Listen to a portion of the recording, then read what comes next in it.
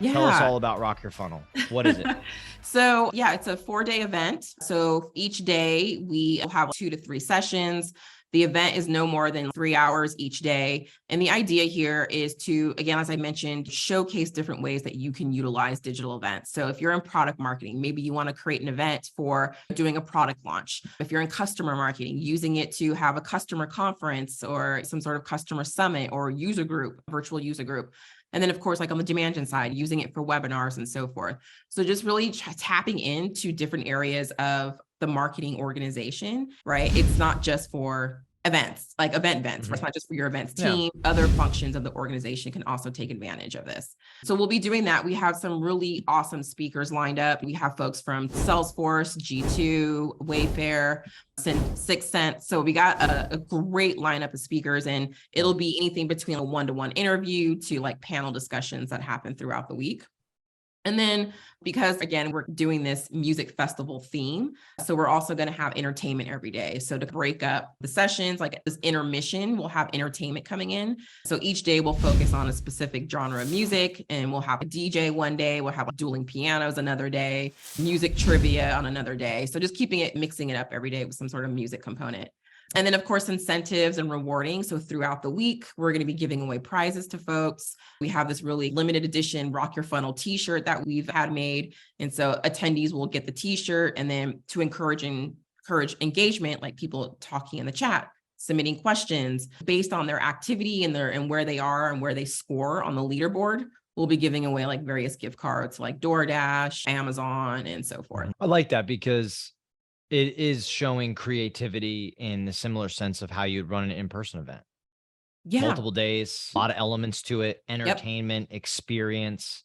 I kind of have this thought that I keep getting back to, which is people running events need to understand that nobody wants to leave their house anymore to do something they can do virtually. You know what I mean? So it's just, and not everybody, people, but it's this clear separation where it's not that people don't want to do live events, and it's not that people are burnt out from virtual events. It's not the case at all. It's just there's becoming more clarity in both of the lanes. And it's, don't pull me out of my house and fly me to Raleigh for 3.5 days, where as I'm flying home thinking to myself, like, I could have done that from my living room for 3 days, for 2 hours a day. So it's like the in-person's got to deliver something. And then I think the virtual, to what you're saying, is I don't want to just log in for 4 hours and sit there and fall asleep. Like I need to be. So I think that's really cool. What kind of is like the process for creating something like that like creating such an event virtually? Because I know what our process is for bringing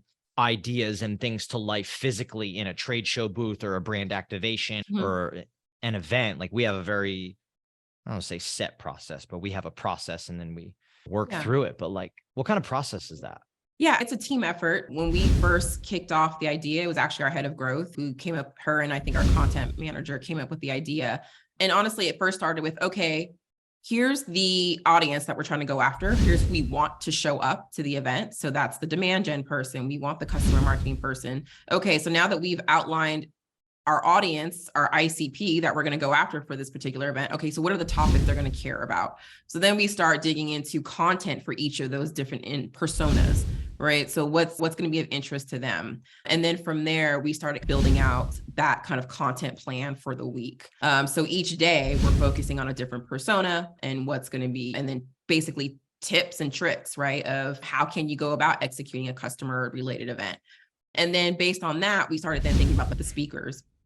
And so we obviously want to be not only notable, obviously from really great brands, enterprise companies, because that's also where we're targeting enterprise companies. So we want to bring in those recognizable names. That's the who, right? I mean, it goes back to the who. It goes. Yeah.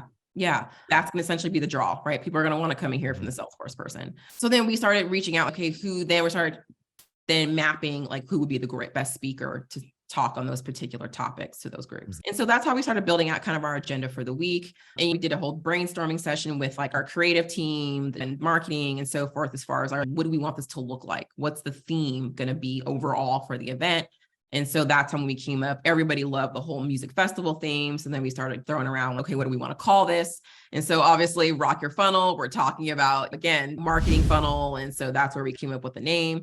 And then to your point, to the creative side, then it was like, okay, then this is music. So how can we incorporate that into the event? And so, yeah, like I said, it is a team effort. We meet every week. So we have quick check-ins. We have a full-on, we use Notion here. So we have a planning document. We have deliverables. We all have our assignments. And this is across the board from the marketing team, the event side of team, demand gen side, product marketing, design, and so forth. So we all have a part to play. So yeah, and then we obviously have like our event producers. So we always have somebody like during the event on the behind the scenes, managing anything from posting polls to highlighting certain chat messages to just helping keep people engaged in the chat. So we always have a couple of event producers on the back end as well to help move things along throughout the week. Love that breakdown. So it goes from the who, the audience, topics that then who cares about, then to creating content sort of pillars and avenues about what they care about and who, speakers driven through those content pillars. And then from there saying, okay, like we have what the who and what everybody cares about and who we want there. That who leads to the objectives and the goals on the backside of what this is all trying to accomplish. And then you can create theme, you can create experience, you can create the whole thing. And it's just, I feel like I just talk about this all the time. It just doesn't matter. Like, it just doesn't matter. It's in-person, hybrid, virtual. This is marketing, folks. This is marketing 101. And if you are doing events, virtual, hybrid, in-person, trade shows, summits, internal sales meetings, your who is your sales team.